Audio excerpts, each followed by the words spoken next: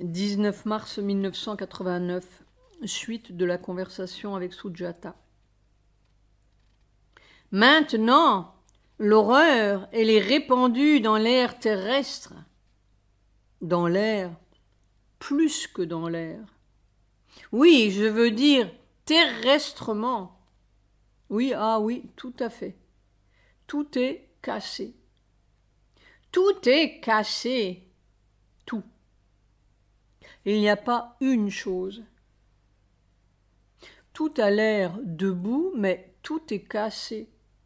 Tu peux prendre n'importe quel pays, n'importe quel aspect du système mondial, ce n'est rien que de la pourriture qui tient. On ne sait pas comment. Mais il suffit d'un souffle, pfut, et puis il n'y aurait plus rien. Il suffirait d'un souffle, vraiment. Rien du tout. Sujata, mais riant. Mais un souffle divin quand même. Ah oui, bien entendu. C'est lui qui soufflera, rire. Mais je veux dire, pratiquement, ça n'offre pas beaucoup de difficultés. Satprem et Sujata éclatent de rire. C'est lui qui choisira son moment, n'est-ce pas? Mais pratiquement, il n'y a pas un effort, en italique, à faire, tu comprends? Silence. Cette fois-ci, il n'y aura pas d'église, il y aura des faits, il y aura un monde nouveau.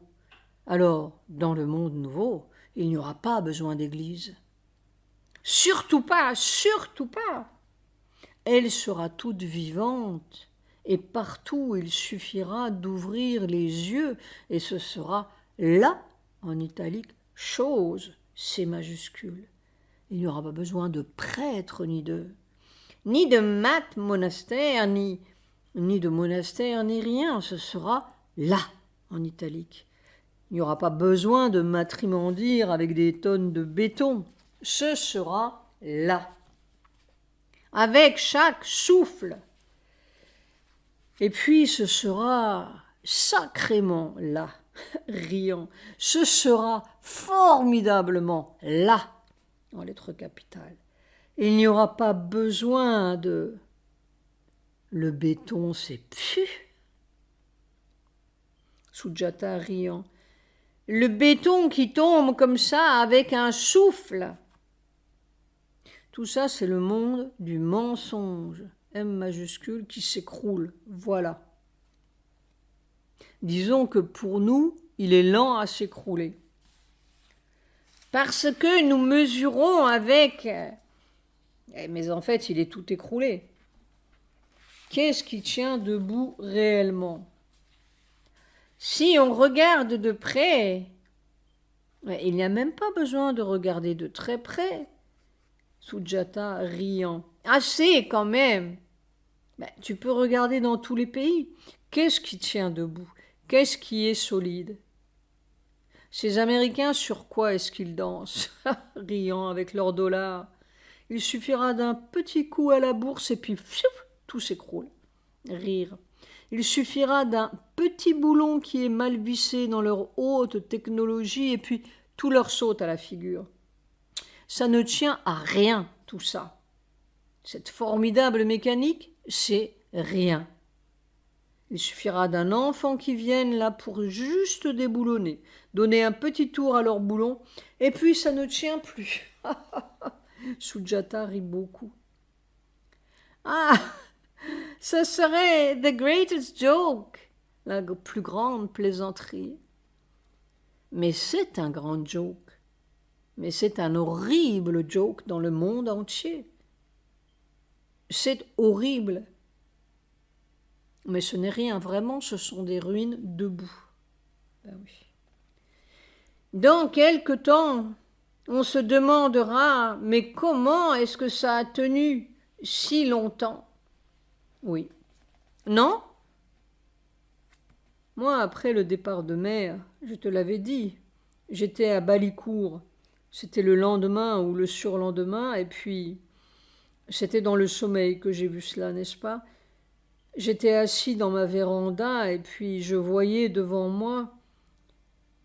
Tu sais que devant moi, il y avait un tout petit bout de jardin, et puis il y avait les maisons de l'ashram. Oui, eh bien, tout était réduit en miettes, comme s'il y avait eu une super bombe et que tout était vraiment cassé en millions de morceaux partout autour de moi, devant moi, comme si tout avait été vraiment pilonné par des bombes et tout était aplati, tout était brisé en des millions de morceaux. Il ne restait rien que des bouts de cailloux partout par terre, aplatis. Et là-dessus flottait mon stylo d'or. C'est l'une des premières visions que j'ai eues. Tout est ruiné en italique. Enfin, même pas ruiné, réduit en miettes. C'est-à-dire tous les bâtiments de l'ashram, tout ce qu'il y avait, tout était ruiné. Tout ce qu'il y avait devant ma véranda, s'était réduit en miettes, comme s'il y avait eu une formidable, plus que destruction. Tout était vraiment... Je ne voyais rien que des morceaux de cailloux par terre, les restants de l'ashram. Et puis là-dessus flottait mon stylo en or. Au-dessus de cette dévastation ou de cet écroulement, il y avait mon stylo en or qui flottait. C'est joli, ça. C'est très joli. Et c'est la vérité, n'est-ce pas? Qu'est-ce qui reste de tout ça? C'est ce stylo en or qui reste, que maman vous a donné, non? Non, ce qu'il y avait à faire, c'était l'agenda qu'il y avait à faire, n'est-ce pas? Mais oui! Mais de l'ashram, des miettes, des débris. Des débris! C'était quelques jours après le départ de mère parce que nous sommes restés 2 ou 3 jours à Balicourt après le départ de mère. Oui! Eh bien, c'était pendant ces 2 ou 3 jours que j'ai vu cela dans le sommeil. C'était extraordinaire de voir, au lieu de voir la maison de Madame en face de moi, ou d'arbres et de tout ça, riant, toutes ces maisons de l'ashram, n'est-ce pas? C'était aplati par une formidable, je ne peux pas dire explosion, parce qu'il n'y avait même pas de trou, mais c'est comme si cela avait été écrabouillé. Et il ne restait plus que des bouts de cailloux, des morceaux de briques, tout était aplati, il ne restait plus rien. C'est comme le mortier de Pavitra, c'est ploc, brisé, plus besoin, fini tout ça. Ils ont fait leur boulot. Et maintenant, contemplez. Silence. Eh bien, j'espère que l'on contemplera bientôt. Rire. Bon. Fin de la conversation.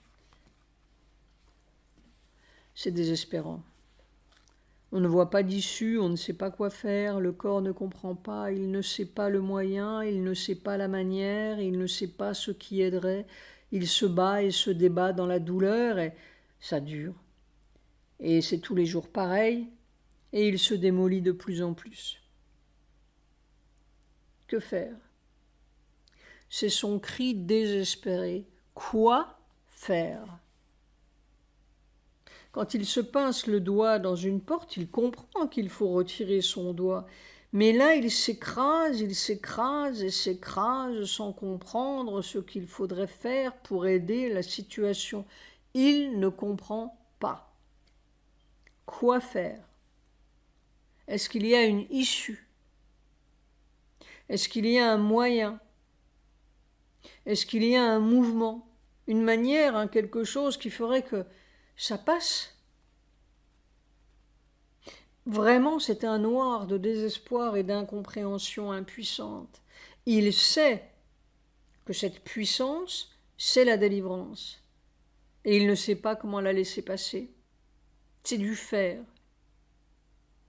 Alors il essaie, 1 mois, 2 mois, 1 an, 3 ans et des années, et c'est toujours pareil, et rien ne cède, et rien ne s'ouvre, et il n'y a pas de moyen. Il n'y a pas de moyen. Et c'est ce mur-là qui est terrible. Et chaque jour, je suis plus vieux d'un jour. On ne sait rien, disait Mère. Et maintenant, son cri devient très pathétique pour moi. Je ne savais pas ce que cela voulait dire. Tous les dieux ont des armes tonitruantes et foudroyantes, Zeus ou Kali. Mais la mort n'a qu'un bâton, c'est le Dandakal, le bâton du temps. Soir. Ce que le corps a cru comprendre finalement. Garder l'inspiration aussi profonde que possible, en dépit de l'écrasement grandissant qui accompagne chaque expiration. Chaque inspiration tire la puissance par le sommet du crâne et chaque expiration la fait descendre jusqu'au talon. Chaque étage de la colonne vertébrale est un verrou particulier. Vissez la bouche. On verra demain. Ma douce écoute de la musique sur les marches de ma porte. Je sens de plus en plus que le temps est compté. Les moments d'une vie sont brefs et simples. 20 mars 1989. Ce qu'ils ont semé dans la terre, il, Sri Aurobindo Mère, est si pur, en italique, et si puissant, que toutes les impuretés terrestres sortent et se détruisent elles-mêmes comme en dépit d'elles-mêmes. On pourrait dire que le supramental, c'est la puissance du suprêmement pur. PS, comme disait Mère, qu'est-ce qui restera debout? Point d'exclamation entre parenthèses. Je crois que le corps a trouvé l'embryon d'une méthode ou d'une manière de faire, entre guillemets, avec cette inspiration forcée en dépit de l'écrasement. Mais c'est très difficile à supporter. C'est vraiment une respiration verticale, une nouvelle sorte de respiration. Une respiration verticale qui s'enfonce comme une foreuse pneumatique. Les vieux soufflets pulmonaires continuent de fonctionner et ils servent d'agents ou de mécanismes matériels, mais on dirait qu'ils ne donnent plus du tout d'énergie vitale. Et l'autre énergie, il faut apprendre à assimiler la foudre. Point d'exclamation entre parenthèses. C'est un état précaire entre deux systèmes. Cet après-midi, il n'était pas question de méthode. C'était une telle tempête de foudre massive et impérieuse, presque forcenée. Le corps se pliait et se tordait dans tous les sens. Mon corps est une plaie à vif. C'est tout le corps qui est l'obstacle. Qu'est-ce que l'on peut faire avec ce système vertébré? Il faudrait être une méduse. Soit. Même un athlète ou un corps de 20 ans ne supporterait pas cela. À moins de longues préparations? Point d'interrogation.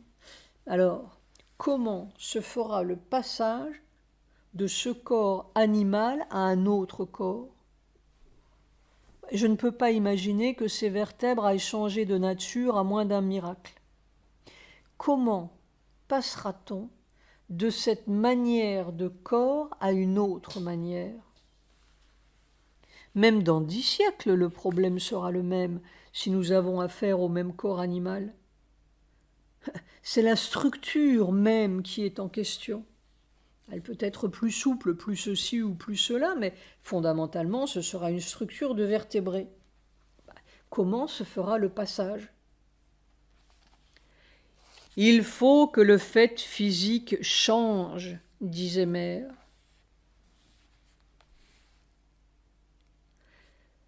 Je note ceci. Le soir, Sujata passe un peu sa main sur mon dos pour me soulager. Elle m'a dit « C'est curieux, à 2 doigts au-dessus de votre corps, c'est chaud comme si j'approchais ma main d'un radiateur. Et pourtant, quand je touche votre corps, il n'est pas aussi chaud que cela. » Je ne sais qu'en penser. D'où sort toute cette énergie, moi qui n'en ai aucune? 21 mars 1989. Il n'y a pas de méthode, entre guillemets, ni de manière, ni de moyen. La seule méthode, c'est de traverser ce jour et encore un autre, si possible. Chaque fois que j'ai cru trouver une manière, l'antimanière s'est précipitée sur moi aussitôt. C'est pourquoi Sri Aurobindo n'a rien dit.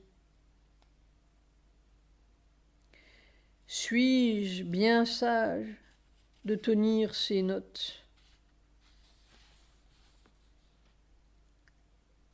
Il y avait une note de pas de page que j'ai oublié de lire. Par rapport à la phrase « Même un athlète ou un corps de 20 ans ne supporterait pas cela à moins de longues préparations », note de bas de page, et « Que resterait-il d'un corps d'athlète ou d'un corps de 20 ans sans toutes ces forces vitales qui, naturellement, vont s'en aller? Accepterait-il ? Je suis seulement reconnaissant d'avoir pu essayer de sortir de cette horrible chose. Je puis dire que je n'ai pas l'espoir d'en sortir pour moi-même. Note de bas de page, et pourtant, bon sang, il faut que quelqu'un fasse cette trouée. Mais il est digne pour un homme de faire face à ces forces cruelles. Je voudrais tellement qu'une autre espèce puisse sortir de nous. Soir. Je ne sais plus comment faire. Je voudrais tellement pouvoir continuer. Cet après-midi, au bout d'1 heure debout, j'étais tellement déchiré que je suis allé m'asseoir. Je me suis assis et, en une fraction de seconde, le corps s'est écrasé dans le fauteuil comme un ressort qu'on aplatit de force. C'était vraiment curieux. Je n'ai pas insisté. Comment faisait Mère? Ce devait être un affreux supplice. Et Sri Aurobindo. 22 mars 1989. Je continue de ne rencontrer que des morts, et des gens que je ne rencontrai jamais de leur vivant. L'un d'eux même, que j'avais brutalement renvoyé il y a 2 ans peut-être, et que j'ai renvoyé moins brutalement cette fois, mais fermement. Qu'ont-ils donc tous à venir? Et ils ne m'intéressent nullement. Je suis peut-être plus dans le monde des morts, entre guillemets, que des vivants. Point d'exclamation, entre parenthèses. L'autre côté du donjon. Drôle de vie où l'on n'est pas mort et pas très vivant. 23-24 mars 1989. Auroville, vision. 23-24 mars, la lapidation.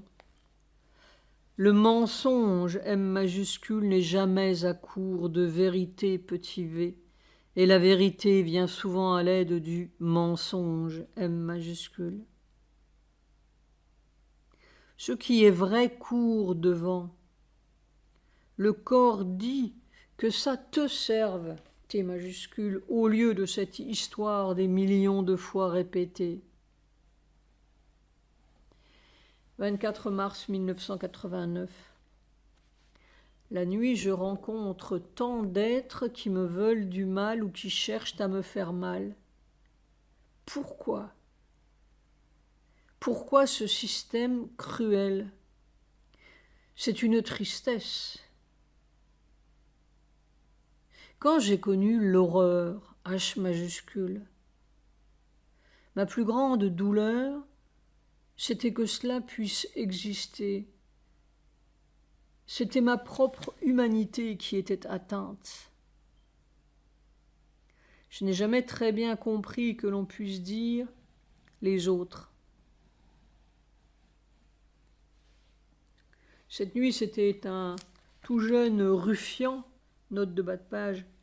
Plus tard, j'ai compris que ce petit ruffian était Auroville ou d'Auroville. Un tout jeune ruffian qui voulait me lapider.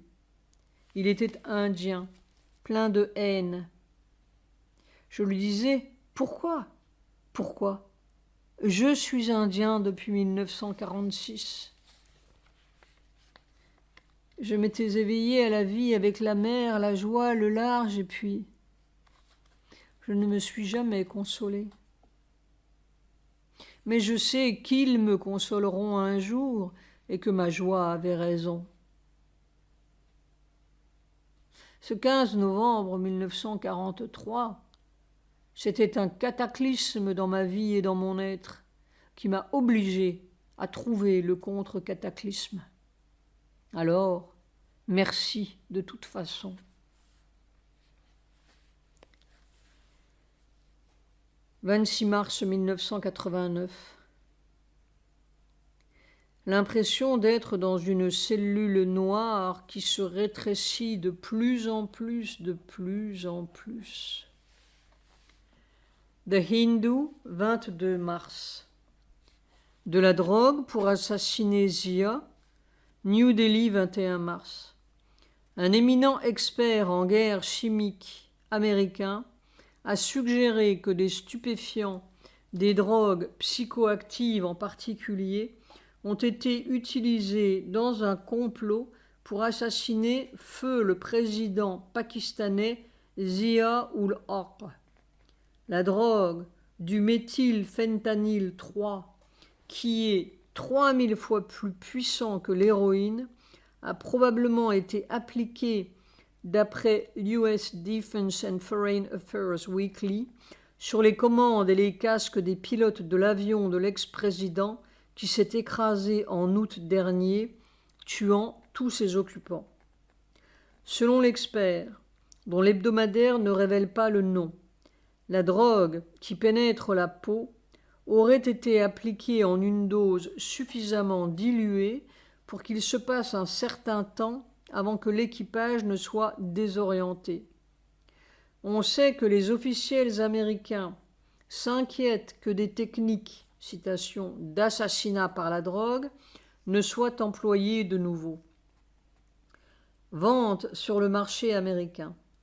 Les produits chimiques employés dans le complot meurtrier sont similaires à une drogue psychoactive connue sous le nom de MDMA, dont les employés d'une compagnie ouest-allemande ont été accusés de la vente illégale sur le marché des stupéfiants aux États-Unis.